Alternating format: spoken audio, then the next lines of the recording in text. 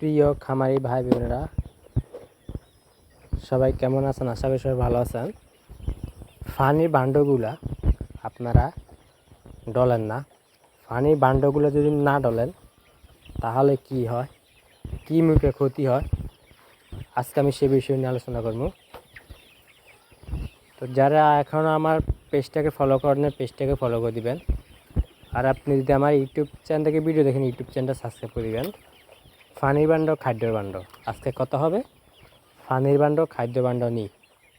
তো ফানির band, খাদ্যর band আমরা অনেক খামারে আছে, ফানির বান্ড, খাদ্য বান্ড ডলে না, ময়লা হয়ে যায়, আবর্জনা জমি যায়।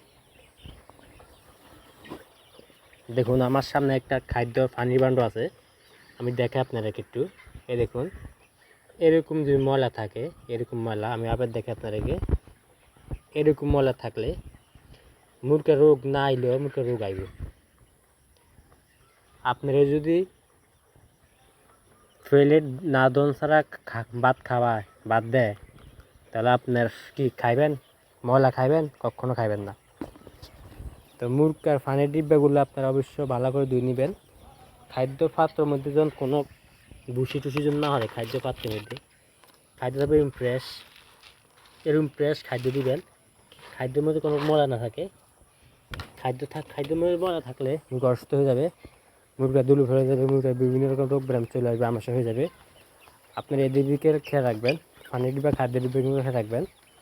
পানির ডিব্বা খাদ্যের ডিব্বা ভালো করে ডলবেন, ভালো করে ডলে দিবেন। ডলন ছাড়া কখনো দিবেন না।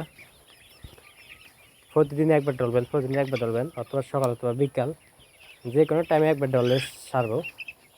এটা আপনি যদি ভালো করে ডলেন তাহলে মুরগি সুস্থ থাকবে, মুরগি অসুস্থ হবে না, আর রোগ ব্যায়াম আসবে না মুরগি। আপনারা পানির ডিব্বা খাদ্যের ডিব্বা ডলেন থেকে রোগ ব্যায়াম চলে আসে।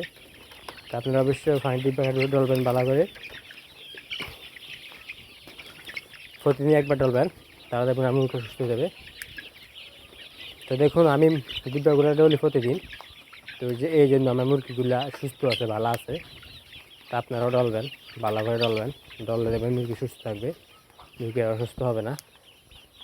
মুরগিরা দেখুন আপনারা দেখুন মুরগি কেন দৌড়াদৌড়ি করতেছে।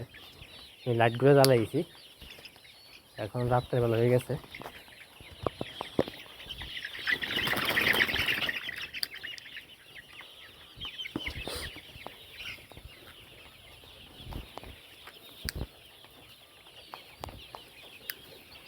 আশা করি আমার কথাগুলো আপনারা বুঝতে পারছেন।